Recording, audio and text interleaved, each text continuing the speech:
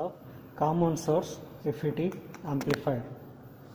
So as the experiment says, it needs an FET. So the apparatus is first N channel FET BFW11. Then it needs a resistor. It needs 3 resistors, 6.8 kilo ohm, 1 mega ohm, 1.5 kilo ohm. Then 2 capacitors, 0.1 microfarad and 47 microfarad. It needs a regulated power supply, function generator, CRO, springboard and connecting wires. So here we are rigging up the FET amplifier. If you can see, it first needs a VDD of 12 volts. So this VDD of 12 volts. Then 1 mega ohm and 12 kilo ohm connected in voltage divider format. This point has been connected to ground gate. This point 2.7 kilo ohm is connected to drain and 680 ohm is connected to source. And a 22 microfarad capacitor is given as a CE or the coupling as the capacitor CE. Then there is a coupling capacitor 1 microfarad and the load resistance of 1.7 kilo ohm. So this is the experiment setup. So now this is the 1 microfarad capacitor. This is the 1 mega ohm resistor. This is 12 kilo ohm. Gate is connected to this point. This black color is the gate. So it's SD,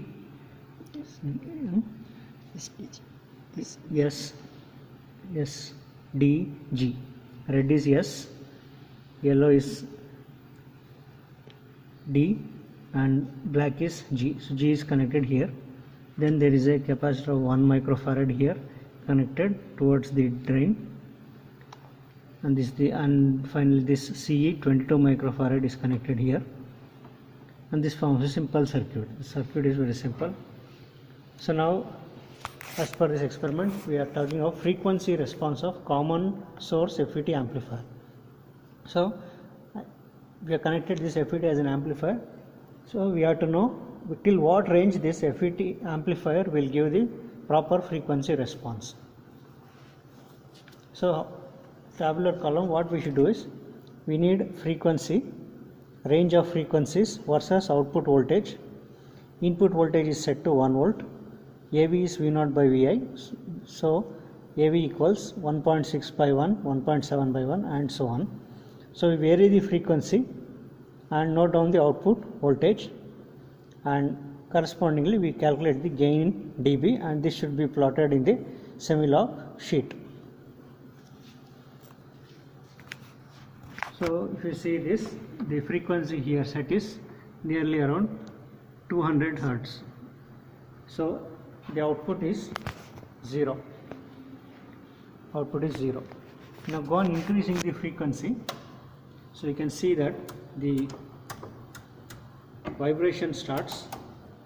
As you go on increasing the frequency, you can see the output starts, and you can see the wave starts coming. So as you go on increasing the frequency, see the amplitude goes on increasing. See, amplitude goes on increasing, go on increasing the frequency. After certain frequency, it tends to become stable. Then even at 300K, it's same.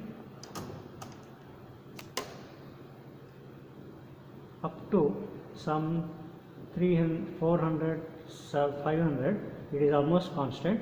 Later, if you see this, it starts decreasing. So you can see it starts decreasing. So note down the readings where it starts decreasing. Three readings where it starts decreasing, and this is the plot. You can see once again at lower frequency it is almost zero. As you go on increasing the frequency, it starts increasing. Then now it has become constant, and now it goes on become constant. Now after 600 megahertz, it starts decreasing. This is how the experiment has to be done. It's a very simple experiment. This is how the reading has to be taken.